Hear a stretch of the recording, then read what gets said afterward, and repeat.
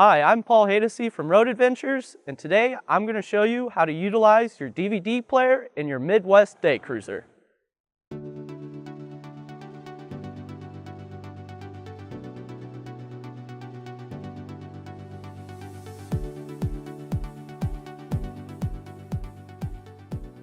To utilize the DVD player, you first have to make sure the master power is on.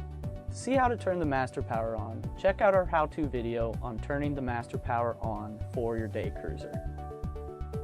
Now that your master power is on, you're ready to turn your entertainment center on, which is going to control your volume, your DVD player, where you actually insert the DVD, and then just below it is your TV setting.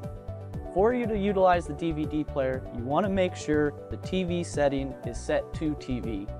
You'll know that by where the green light is lit up. To listen to your DVD, you have to make sure your entertainment center is set to the auxiliary setting. Once your entertainment center, DVD player, and TV settings are all correct, simply turn the actual TV on, hit the source button, and go to the unknown input. Once there, you're ready to play your DVD and enjoy your film. Thanks for watching. To check out more how-to videos, visit our YouTube page or go to roadadventures.com and start planning your next Great American Getaway.